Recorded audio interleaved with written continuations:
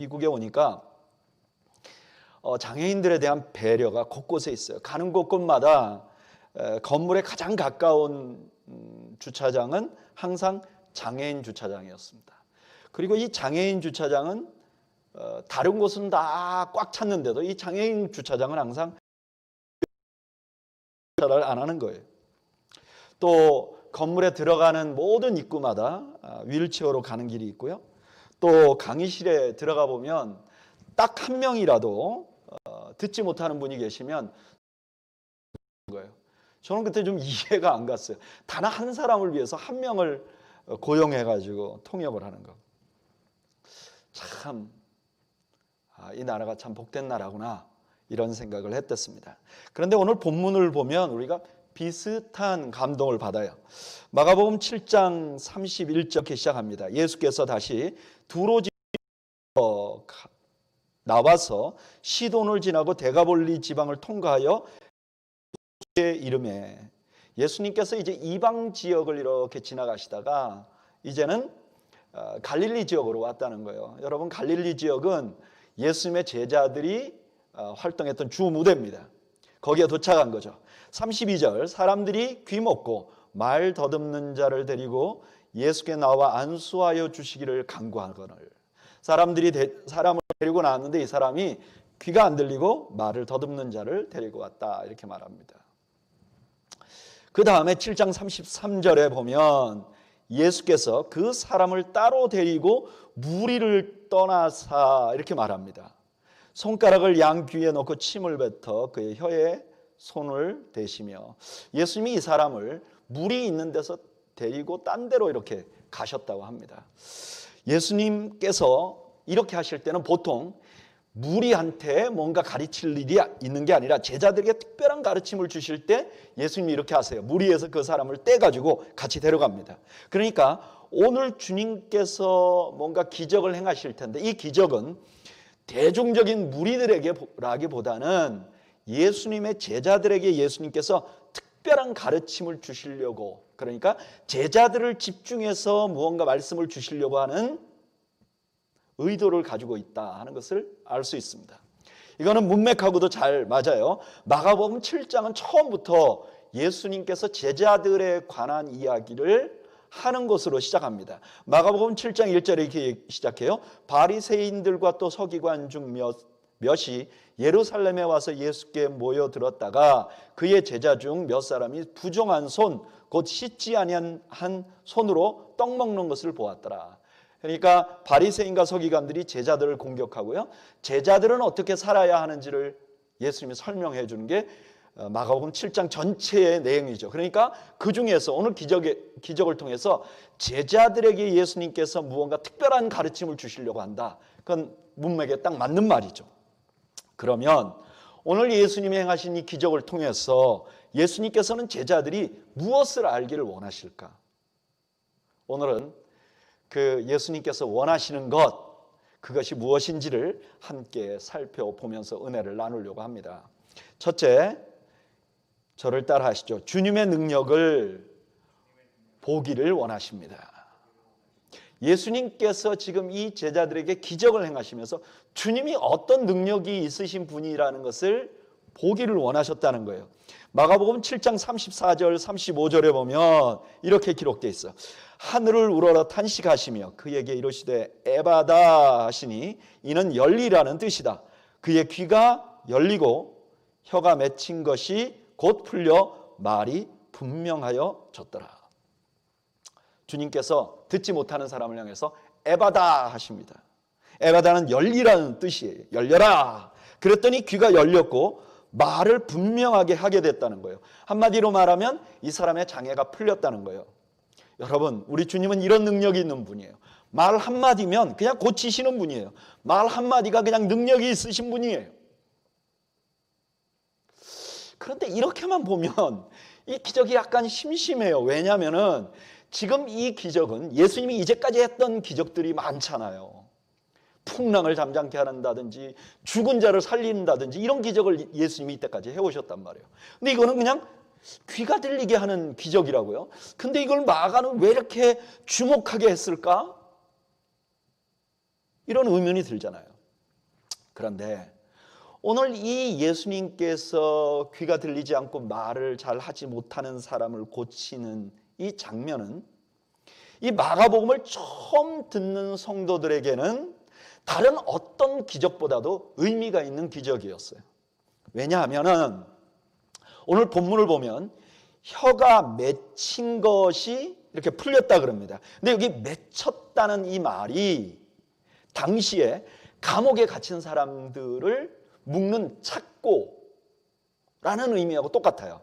그러니까 그때 당시 사람들은 감옥에 갇히면 그냥 감옥에 이렇게 가둬놓기만 하는 게 아니라 감옥 안에서 뭔가 쇠사슬 같은 것으로 이 사람 묶어놨단 말이에요. 근데 그 묶는 것을 보고 뭐라고 부르느냐? 여기 보니까 이렇게 맺힌 것이라고 말하는 그 단어가 그 묶는 것을 의미하는 거예요. 그런데 이 착고라는 말은 초대교회에 아주 매우 특별한 말이에요. 디모데후서 2장 9절에 보면 사도 바울이 디모데에게 이렇게 말해요. 복음으로 말미암아 내가 죄인과 같이 매이는 데까지 고난을 받았으나, 여기 매이는 데까지라는 말이 여기 맺혀 있다는 말하고 똑같은 말이에요. 그런데 이 말은, 지금 매이는 데까지 고난받는다는 말은 초대교인들이 박해를 받을 때 여러 가지 박해를 받았는데 그 박해 중에 내가 박해를 받았습니다 할 때 아주 대표적으로 쓰이는 말이 여기 매이는 거란 말이에요. 그리고 여기 풀렸다는 것은 단순히 풀려났다 이런 게 아니라 완전히 파괴해버렸다, 그런 의미가 있는 말이에요. 그러니까 초대교회 성도들은 이 예수님께서 들리지 못하는 사람을 고치는 이 장면을 보면서 예수님이 그냥 귀 안 들리는 분을 고치실 수 있는 분이구나, 이렇게 보는 것이 아니라 예수님이 나를 묶고 압제하는 모든 것을 부서뜨려 버릴 수 있는, 그로부터 나를 해방시킬 수 있는 분이구나 하는 것을 볼 수 있도록 오늘 본문이 말하고 있다는 거예요.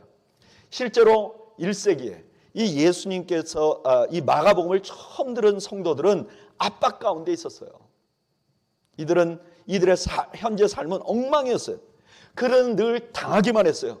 그리고 그렇게 당하다가 끝에 가서는 감옥에 갇히게 됐어요.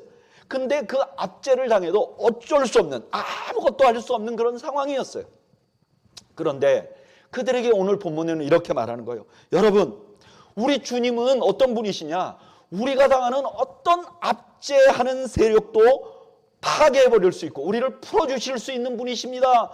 여러분, 그 주님을 보십시오 라고 이 본문이 말씀하고 있는 거예요. 여러분, 이런 하나님의 메시지는 사실 초대교회 고난당하는 성도들에게 지속적으로 주었던 메시지였어요. 요한계시록 3장 7절에 보면 이런 말씀이 있어요. 빌라델피아 교회의 사자에게 편지하라. 곧 거룩하고 진실하사 다윗의 열쇠를 가지신 이 곧 열면 닫을 사람이 없고 닫으면 열 사람이 없는 그가 이르시되. 요한은요, 고난당하고 있는 성도들에게 계시록을 써요.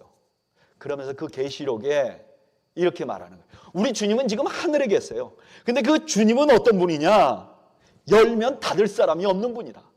닫으면 열 사람이 없는 분이라.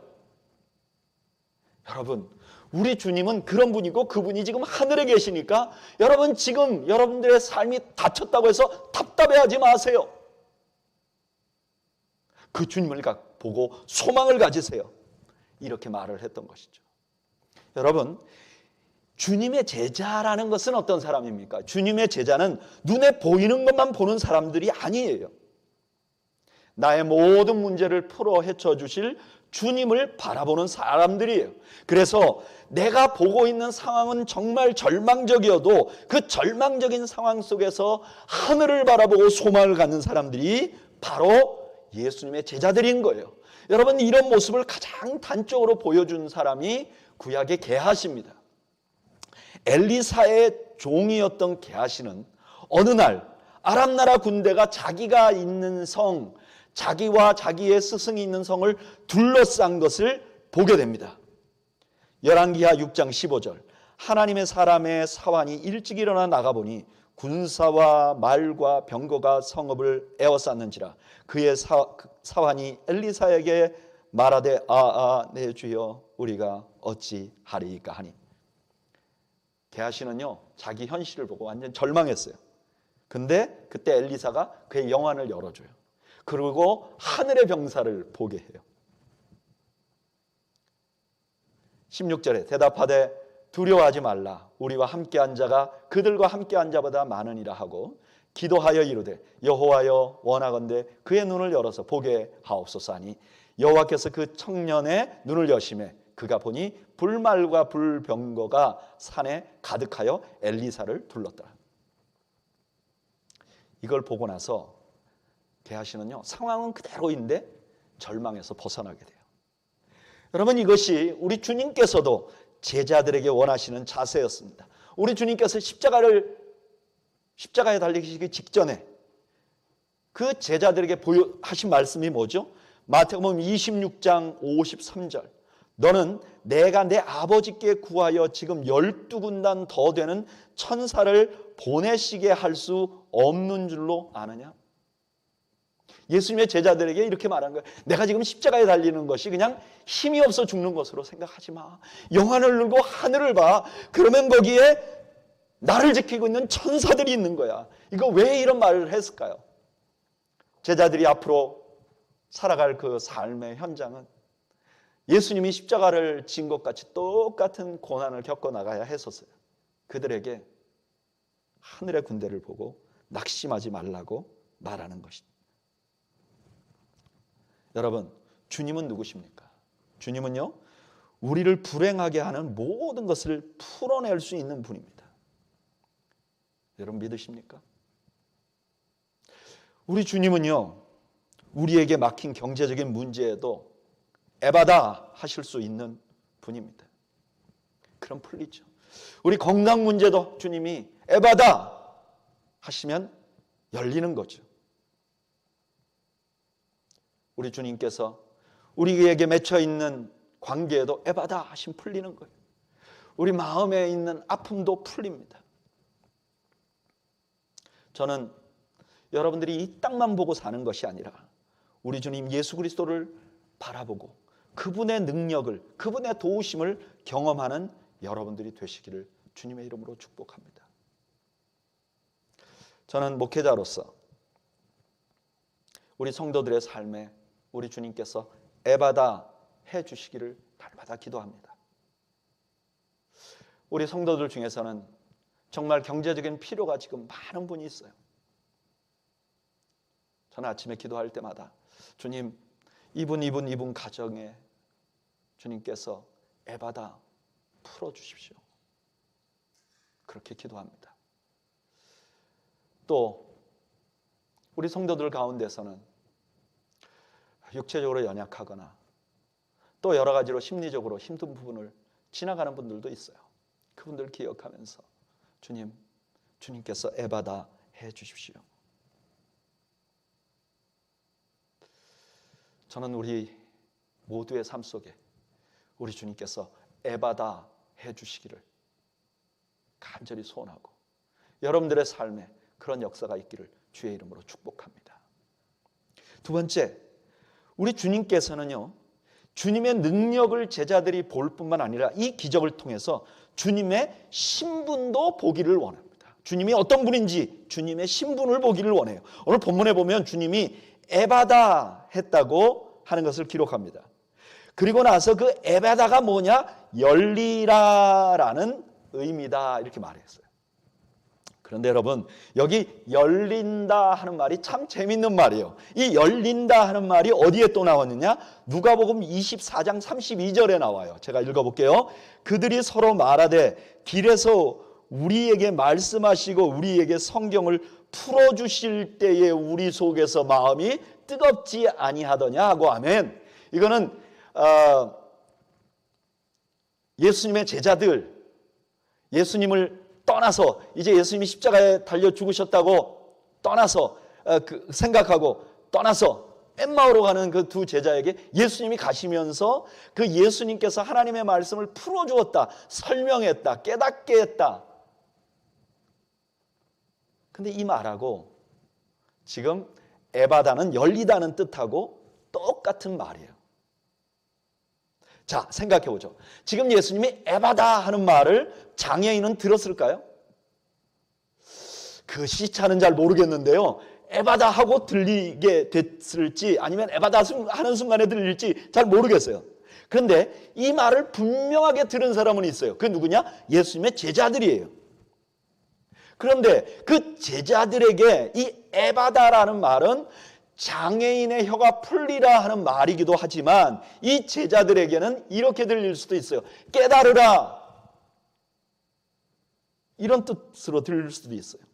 아마 그렇게 들렸으면 이 제자들은 마음이 뜨끔했을 거예요. 왜냐하면 예수님께서 제자들을 데리고 다니면서 예수님이 누구신지를 제자들에게 수도 없이 가르쳤어요. 그런데 제자들의 단점은 이분들이 예수님이 누구신지 정확하게 이해를 못합니다. 그래서 마가복음 6장 52절에 이렇게 말해요. 이는 그들이 그 떡 떼시던 일을 깨닫지 못하고 도리어 그 마음이 둔하여졌음이로라. 제자들은 예수님이 누군지 참 잘 이해를 못했어요. 그런데 그런 제자들에게 오늘 이 기적은 주님이 누구신지를 보여주고 주님이 누구신지를 이해하게 만드는 역할을 한다는 거예요. 이런 의미를 가지고 오늘 본문을 조금만 자세히 보면요, 본문에는 아주 엄청난 비밀이 숨어 있어요. 자, 한번 자세히 볼까요? 이 오늘 본문을요, 마태는 이렇게 기록해요. 마태복음 15장 30절에 큰 무리가 다리 저는 사람과 장애인과 맹인과 말 못하는 사람과 기타 여럿을 데리고 와서 예수님의 발 앞에 앉히심에 고쳐주시니라. 마태는요, 수없이 많은 병자가 왔고 그게 치료받았다고 말합니다. 그런데 마가는 다른 치유는 다 생략해버리고 귀 먹고 말 더듬는 자를 고친 것만 기록해요. 왜 그랬을까? 여기 말 더듬는다는 말이 헬라어로 말하면 모기라론이라는 말이에요. 그런데 이 단어가 신약 성경에는 딱 여기밖에 안 나옵니다. 그리고 구약 성경에는 구약 성경을 헬라어로 번역한 70인역이라는 성경이 있어요.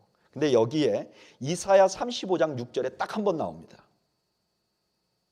여러분, 이 마가복음을 처음 읽은 사람들은 헬라에서 예수 믿은 사람들이 많아요. 그러니까 이분들은 구약 성경을 히브리어로 못 읽었을 거예요. 아마 헬라어로 읽었을 거예요. 그러니까 지금 마가는 상당히 의도적으로 이 본문의 단어를 택한 거예요. 그러면 이사야 35장 6절에는 어떤 말씀이 있는가? 제가 읽어볼게요. 이사야 35장 6절.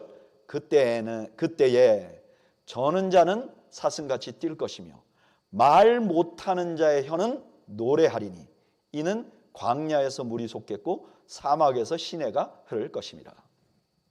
어떤 때인지 모르겠는데 그때의 일을 기록한 거예요. 그런데 그때는 그때는 무슨 일이 일어나는가? 말 못하는 자의 혀가 노래한다는 거예요. 그럼 그때는 언제냐? 1절 2절이 소개하죠. 광야와 메마른 땅이 기뻐하며 사막이 백합화같이 피어 즐거워하며 무성하게 피어 기쁜 노래로 즐거워하며 레바논의 영광과 갈멜과 샤론의 아름다움을 얻을 것이라. 그것들이 여호와의 영광 곧 우리 하나님의 아름다움을 보리로다. 그날은 어떤 날이냐? 하나님의 날이에요. 하나님이 복수하는 날이기도 하고 온 세상이 회복되는 날이기도 한 거예요. 그런데 그날이 시작되었다는 상징 중에 하나가 뭐냐면 말하지 못하는 자가 말을 하게 될 것이라는 거예요. 그런데 지금 예수님께서 그걸 하고 있잖아요. 그러니까 지금 예수님께서 이 말 더듬는 자를 고치시는 것은 지금 이때로부터 온 세상이 회복되는 그날이, 구약의 이사야서가 그렇게 바랐던 하나님의 나라가 지금 임하기 시작했다는 것을 알려주는 거예요. 그리고 예수님이 누구시냐? 그 하나님의 나라를 오게 하는 메시아라는 것을 지금 드러내는 거예요. 여러분, 우리 주님은 단순히 우리의 개인적인 문제에 에바다 하기 위해서 오신 분은 아닙니다. 나의 개인적인 필요를 물론 채워주시고 해결해 주세요.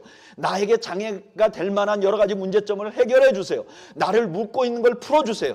그러나 주님께서 이 땅에 오신 이유는 그것만을 하기 위해서 오신 것이 아니에요. 그렇게 하신 이유는 우리 주님이 이 땅에 오심으로 온 세상에 하나님 나라가 임했다는 것을, 그리고 하나님의 통치가 이곳에 임하게 하기 위해서 주님이 오신 거예요. 제자는 누구냐? 제자는 이것을 믿는 사람이에요. 예수님을 단순히 자기 문제 풀어주는 사람으로만 믿는 사람은 제자가 아니에요. 제자는 예수님이 이 땅에 하나님 나라를 오게 하시는 분이라는 것을 믿는 사람이 제자예요. 저는 우리 그레이스밸리 교회 성도들은 모두 주님의 제자가 되기를 바랍니다. 그냥 무리와 같이 예수님이 나에게 뭔가 해줄 것만 기대하는 게 아니라 우리 주님이 이 땅에 하나님의 나라가 오게 하실 분이라는 사실을 믿는 그런 참 제자들이 되시기를 주님의 이름으로 축원합니다. 그런데 오늘 이사야서는 그런 사실을 믿는 제자들은 어떻게 살아야 되는지도 설명해 줘요. 이사야서 35장 3절, 너희는 약한 손을 강하게 하며 떨리는 무릎을 굳게 하며 겁내는 자들에게 이르기를 굳세어라, 두려워하지 말라. 보라, 너희 하나님이 오사 보복하시며 갚아주실 것이라. 하나님이 오사 너희를 구하시리라 하라. 좀 편한 말로 말하면 이런 말이에요. 너가 버티기도 힘들 것이다. 그런데 그런 와중에도 너는 하나님의 나라의 중심인 너는 다른 이들에게 소망을 주라고 말하는 거예요. 우리 주님은 제자들이 이것까지 알기를 바랬어요. 주님이 누구신지만 아는 것이 아니라 그 주님의 제자된 그들은 어떻게 살아야 되는지도 알기를 바랐어요. 여러분, 예수님이 이 땅에 오심으로 하나님의 나라가 시작이 됐어요. 그러나 아직 완성되지는 않았어요. 그러니까 긴장 가운데 있는 거예요. 하나님의 나라가 시작됐지만 완성되지는 않았어요. 이걸 신학적으로 이렇게 말하죠. 이미 하나님의 나라가 임했어요. 그러나 아직 하나님의 나라가 완성되지 않았어요. 그러니까 이 긴장 관계 가운데 사는 것이 제자들이라는 거예요. 여러분, 이 중간에 사는 게 쉽지 않아요. 믿지 않는 사람들은요, 그냥 세상살이에만 최선을 다하면 되는 거예요. 그냥 먹고 사는 일에만 최선을 다하면 되는 거예요. 자기가 원하는 꿈꾸는 일만 이루면 되는 거예요. 그런데 우리 믿는 사람들은 그것도 해야 됨과 동시에 이 땅을 살면서 하나님의 나라를 생각해야 돼요. 근데 문제는 우리가 무슨 신기한 능력이 있는 것도 아니에요. 우리는 어떤 때는 우리가 먹고 사는 것만 해도 우리가 버거울 때가 있어요. 그래서 우리 손도 떨리고 우리 무릎도 약해서 부들부들 거릴 때가 있어요. 그러나 예수님의 제자들은 이런 세상에 소망을 선포해야 될 사람이고 다른 사람들을 격려해야 될 사람들이라는 거예요. 다른 사람들에게 소망을 주어야 할 사람들이라는 거예요. 여러분, 우리는 지금 굉장히 어려운 시기를 지나고 있습니다. 우리가 살고 있는 이 미국은 코로나 바이러스 감염자 세계 최고, 사망자도 마찬가지. 정말 이럴 줄 아무도 몰랐죠. 게다가 경제도 굉장히 어려워요. 거기다가 더해서 지난 몇 주 전부터 이곳에 산불이 났습니다. 지지난주 한 주는요, 여러분들도 다 경험하셨죠. 대낮에도 방 안에 불을 켜지 않으면 방 안이 어두울 정도로 컴컴했어요. 하늘을 보면 하늘이 붉게 물들어 있어요. 텔레비전에서는 다른 행성에 와 있는 것 같다고 말했어요. 근데 저는요, 야, 이거 주님 재림하시겠구나. 그 해도 빛 잃고, 야, 이거 정말 종말이 오는 것보다. 이런 두려움이, 이런 마음이 생길 정도로 어려운 상황을 우리가 지나갑니다. 우리가 살아온, 우리가 태어나고 자랐던 한국은 어떻습니까? 한국도 마찬가지예요. 거기다 코로나 바이러스도 힘들고요. 거기도 경제적으로 어렵고, 거긴 또 태풍이 지나가서 물난리가 나가지고 그냥 다들 어려워요. 이럴 때 교회가, 예수님의 제자들은 세상에 격려가 되는 존재들이 돼야 돼요. 그분들의 교회를 생각하면 힘이 나는 존재가 돼야 돼요. 믿는 사람들을 생각하면 위로가 되는 존재들이 돼야 돼요. 근데 제가 뉴스를 보면 한국은 안 그런 것 같아요. 한국은 사회가 교회를 염려하는 것 같아요. 미국 사회는 어떻습니까? 아니, 이 이민 사회 안에서 교회는 어떻습니까? 지금 모두가 힘들어하는 이런 상황을 지나가는 이 이민 사회에 교회는 지금 어떤 역할을 하고 있나요? 그리고 우리 그레이스밸리 교회는 이런 상황에 어떤 역할을 해야 할까요? 사람들이 우리를 보면 좀 힘이 나는 존재가 되어야 되지 않겠습니까? 우리가 좀 아무리 힘들고 우리 다리조차도 부들부들 떨리지만 그러나 우리를 생각하면 위로를 얻는 그런 존재들이 되어야 되지 않겠습니까? 저는 우리가 이 코비드-19 시작할 무렵에 우리 성도들에게 우리가 적은 돈이라도 우리 교우들 가운데 경제적으로 어려운 분들을 위해서 한번 모금을 하자 그랬어요. 3천 몇백 불. 그리고 그 전에 우리가 이 펀드를 위해서 놔둔 돈하고 몇천 불이 우리가 모아졌어요. 여러분, 이 몇천 불은 만약에 어떤 분이 진짜 어려워지면 몇 번 도와줄 수 없는 돈이에요. 적은 돈은 아니지만 그렇다고 많은 돈은 아니에요. 어떤 사람의 생활의 근본을 다 해결해 줄 수 있는 돈은 아니에요. 근데 저는 그것을 모금하면서 이런 생각이 들었어요. 적어도 우리 교우 가운데, 우리가 이민사회 조건치는 그렇게 할 수 없지만 그래도 우리 교우들 가운데 그래, 그래도 우리 교회가 이런 마음을 가지고 있구나. 내가 정말 어려우면 우리 교회가 나를 그래도 어느 정도 시간을 벌 수 있도록은 해줄 수 있지 않을까?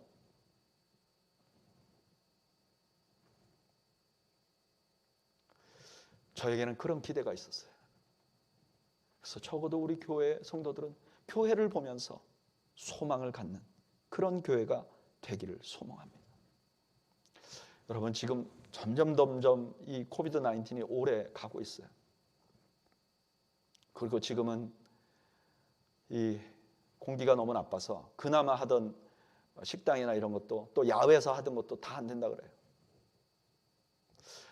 우리 소그룹 리더들께서는 여러분들의 소그룹에 있는 사람들을 좀 세밀하게 살펴주세요.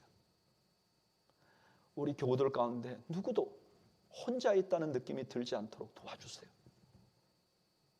그냥 이것은 목회자가 어떤 시스템으로 하는 것이 아니라 우리 소그룹 리더들이 목자가 되셔서 한 분 한 분 살펴주세요. 그분들의 상황이 어떤지를 공감해 주세요. 물론 우리 소그룹 리더들도 다 어려운 가운데 있는 거 압니다. 그런데 우리가 주님의 제자니까 우리가 그런 걸 실천해야 돼요. 그리고 우리 사랑하는 그레이스밸리 성도 여러분, 여러분들도 그런 사람들이 되기를 원해요. 나도 힘들고 나도 어렵지만 그래도 다른 사람 어떻게 지내는지 좀 살펴줄 수 있는, 그래서 우리를 보고 다 같이 힘들 때 누군가가 소망을 얻는 그런 주님의 제자들이 되기를 소망합니다. 마지막으로 이 기적을 통해서 예수님께서 제자들이 알기를 바라는 것은 주님께서 제자들을 다루시는 방법을 보기를 원해요. 저는 예수님께서 오늘 치료하시는 장면이 좀 이해가 안 됩니다. 주님은 굳이 두 손가락을 귀에다 대요. 한 번도 이런 적이 없었어요. 그냥 대요. 그리고 손에 침을 뱉어가지고 혀를 만져요. 저는 이걸 처음에 읽을 때 주님 왜 저러실까 정말. 그냥 만져도 더러운데 자기 침을 붙여갖고, 물론 주님의 침이면 거룩하겠지만 그래도 좀 이상하잖아요. 근데 제가 이 말씀을 묵상하다 보니까요, 이 주님의 행동은 철저하게 이 장애우를 위해서 그런 겁니다. 예수님은 그를 고칠 거예요. 근데 그냥 일어나라. 그럼 이 사람은 아무것도 몰라요. 아무것도 느끼지를 못해요. 그래서 주님은 장애우의 귀를 만져주셨어요. 그리고 혀를 만져주셨어요. 그리고 주님께서 고치시는 것을 이해하기를 바라신 거예요. 이것이야말로 주님께서 제자들을 가르치는 방법이었어요. 여러분, 제자들은 여기 있는 듣지 못해서 말하지 못하는 장애우들하고 똑같은 사람들이었어요. 이 사람들은 예수님의 말씀을 이해하지 못하니까, 듣지 못하니까 당연히 나가서 전파하지를 못했어요. 근데 예수님은 그들에게 막 욱박지르지 않았어요. 왜 이렇게 하느냐 쫓아내버리지 않았어요. 시험 봐서 잘라내지 않았어요. 그들의 수준에 맞춰서 기적을 보게 하고 또 기적을 보게 하고 또 기적을 보게 하고 또 가르치시고 이러시면서 기다려 주시는 거예요. 그리고 그들의 마음을 만져주시고 그들의 우둔함을 깨워주시고 주님을 조금씩 조금씩 이해하도록 도와주신 거예요. 저는 이런 주님이 너무 좋아요. 나의 수준에 맞추어 기다려주시는 주님. 성경에는 하나님을 목자로 말씀하시는 성경이 몇 군데 됩니다. 그 중에 사람들이 제일 좋아하는 것은 아마 시편 23편일 거예요. 여호와는 나의 목자시니. 근데 저는요, 시편 23편보다 더 좋아하는 하나님의 목자라는 말씀이 있어요. 그게 어디 나오냐? 이사야서 40장 11절이에요. 제가 한번 읽어볼게요. 그는 목자같이 양 떼를 먹이시며 어린 양을 그 팔로 모아 품에 안으시며 젖먹이는 암컷들을 온순히 인도하시리로다. 예수님은 일렬로 쭉 세워놓고, 우리 하나님을 일렬로 쭉 세워놓고 빨리 따라오는 사람, 능력 있는 사람 내 제자 그러지 않는다는 거예요. 막 급하게 몰아붙이지 않는다는 거예요. 모두가 따라오게 하려고 기다려주신다는 거예요. 이것을 베드로후서 3장 8절 9절에 이렇게 설명합니다. 사랑하는 자들아, 주께서는 하루가 천년 같고 천년이 하루 같다는 이 한 가지를 잊지 말라. 주의 약속은 어떤 이들이 더디다고 생각하는 것 같이 더딘 것이 아니라 오직 주께서는 너희를 대하여 오래 참으사 아무도 멸망하지 아니하고 다 회개에 이르기를 원하시느니라. 주님은 참으시고 기다리신다는 거예요. 여러분, 소망이 여기 있는 것 같아요. 우리 주님은 이 땅에 하나님의 나라가 오게 하신 주님이세요. 그리고 제자들로 하여금 그 하나님의 나라에서 세상을 위로하는 그런 주님의 제자들이 되기를 바라요. 그런데 제자들은요, 그 수준에 못 미쳐요. 매일 넘어지고 매일 자빠지고 그 수준에 못 미쳐요. 그런데 우리 주님께서는 그들을 기다려 주시는 거예요. 그들의 연약한 것을 참고 기다려 주시는 거예요. 그들의 못된 것을 참고 기다려 주시는 거예요. 우리 주님은 그런 분이세요. 우리를 기다려 주시는 분이세요. 그래서 여러분, 그분의 제자인 우리도 다른 이들을 기다려 주어야 해요. 서로 기다려 주어야 해요. 로마서 14장 1절 이하에 이렇게 말해요. 믿음이 연약한 자를 너희가 받되 그의 의견을 비판하지 말라. 어떤 사람은 모든 것을 먹을 만한 믿음이 있고 믿음이 연약한 자는 채소만 먹느니라. 먹는 자는 먹지 않는 자를 업신여기지 말고 먹지 않는 자는 먹는 자를 비판하지 말라. 이는 하나님이 그를 받으셨습니다. 사랑하는 여러분, 우리는 경쟁에 이겨서 그리스도인이 된 사람들이 아닙니다. 우리는 유능해서 믿음 생활하는 사람들이 아닙니다. 우리 모두는요, 주님이 우리를 기다려 주어서 예수 믿는 사람들이에요. 그래서 우리는 세상에서 그런 감동을 만들어내야 할 의무가 있는 사람들입니다. 주님이 우리를 기다려 주듯이 우리도 그렇게 기다려 줄 수 있는 사람들이 되어야 해요. 저는 우리 교회가 그런 감동을 만들어내면 좋겠어요. 저는 최근에 유튜브를 보다가 우리가 만들어내야 할 감동이 바로 이런 거 아닐까 하는 장면을 잠깐 보았어요. 한 2분 10몇 초 되는 영상인데 우리 다 함께 그 영상을 보겠습니다. 기욱이도 빨리 뛰고 싶지 않아? 뛰고 싶은데 그럴 수가 없잖아요.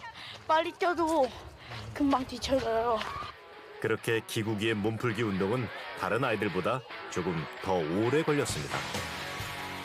하지만 축구할 때만큼은 눈빛이 달라집니다. 기국이가 주로 맡는 포지션은 골키퍼인데요. 항상 밝고 씩씩한 기국이는 친구들에 비해 유난히 키가 작습니다. 그래서 책상 아래 이 발판이 꼭 필요하다는데요. 축구 골키퍼가 꾸민 기국인 요즘 학교에서 유명 인사가 됐습니다. 얼마 전 가을 운동회 날 찍은 사진 한 장 때문인데요. 달리기를 하다가 기국이가 펑펑 울어버리고 만 겁니다. 지금까지 한 번도 도장을 찍어본 적이 없는데 6학년 때 처음 찍었어요. 미처 생각하지 못했던 거를 주니까 진짜 그때 저를 모르게 눈물이 나왔어요. 마지막 초등학교 운동회 달리기 경기에서 금세 뒤처지고 마는 기국이. 그런데 골인 지점을 앞두고 친구들이 멈춰서더니 기국이의 손을 잡고 결승점에 함께 들어온 겁니다. 지가 그러더라고. 아빠, 나 안 달리면 안 돼. 그러더라고. 야, 열심히 달려서 지는 게 처음부터 포기하는 것보다는 훨씬 더 좋은 거야. 그러니까 끝까지 한번 해봐. 그렇게 했지만 사실은 내보내고 싶지 않았어요. 기국이에게 매년 돌아오는 가을 운동회는 꼴찌를 예약하는 날이었고 달리기 출발선은 서고 싶지 않은 자리였습니다. 하지만 올해 운동회는 달랐던 겁니다. 기국이와 친구들의 이야기는 SNS와 인터넷을 통해 알려졌고 많은 이들을 감동시켰습니다. 이 사총사가 꼴찌 없는 운동회를 만들어낸 주인공인데요. 기국이가 여태까지도 계속 꼴등을 했고 중학교 와서는 또 다른 학교 애들도 오다 보니까 이번에 좋은 추억 만들어주자 해가지고 좋아할 수도 있고 오히려 더 싫을 수도 있다고 생각해요. 괜히 또 승진할 수도 있으니까. 자존심이 센 기국이가 혹시 기분 상해하지 않을까 걱정도 됐지만 결과는 대성공이었습니다. 다른 아이들하고 다른 점은 거의 없다고 생각하고 그냥 지내왔어요. 지금까지. 우리한테는 그냥 기국이가 당연한 친구인데 이렇게 많은 사랑을 주셔가지고 저 그게 좀 당황스럽죠. 이 친구들 덕분에 지난 6년 동안 기국이는 특별한 아이가 아닌 똑같은 잠시 눈을 감고 오늘 설교를 좀 묵상해 볼까요? 여러분, 우리 주님은 우리의 작은 필요를 채워주실 뿐만 아니라 온 세상에 하나님의 나라가 오게 하실 분이세요. 아니, 이미 오게 하셨어요. 그래서 우리의 꿈은 매우 거창합니다. 우리가 바라보는 하나님의 나라는 어마어마한 것이에요.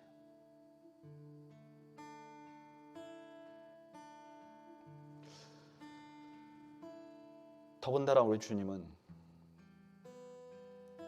그 하나님의 나라에 우리가 다른 사람들에게 소망을 주는 존재가 되기를 원해요.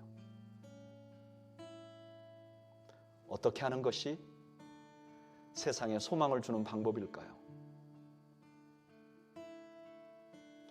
오래전에 우리 기독교의 조상들은 예루살렘을 무슬림이 살고 있는 것을 탈취해서 거기다가 하나님을 예배하는 장소를 만드는 것이 하나님을 기쁘시게 하는 거라고 생각하고 유럽에서 군대를 일으켜 수많은 사람을 살상했어요. 우리는 그것을 십자군 전쟁이라고 하죠. 한때 대한민국에서는 하나님 앞에 기도하고 꿈을 가지면 하나님이 너를 위대하게 만들어 줄 거야. 예수 믿으면 잘 돼.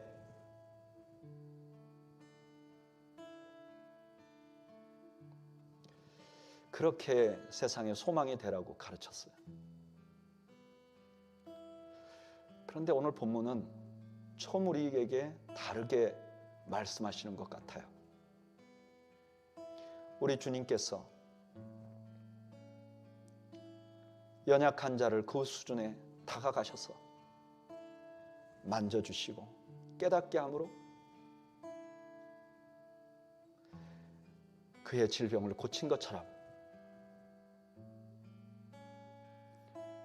또 우리 주님께서 우리를 그렇게 기다려준 것처럼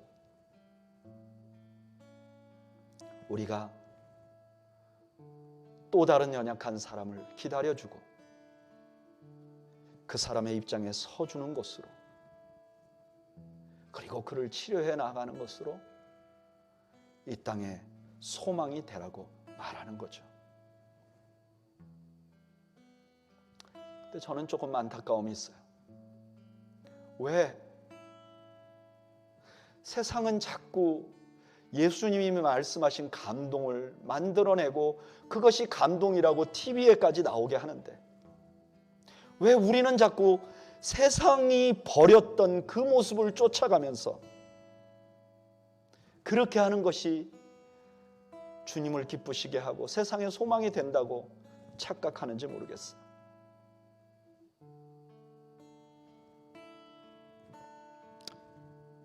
우리를 돌아보죠. 나는 어떤 사람인가? 나는 경쟁하고 옳고 그름에만 집중하고 사람들에게 상처를 주는 사람은 아닌가?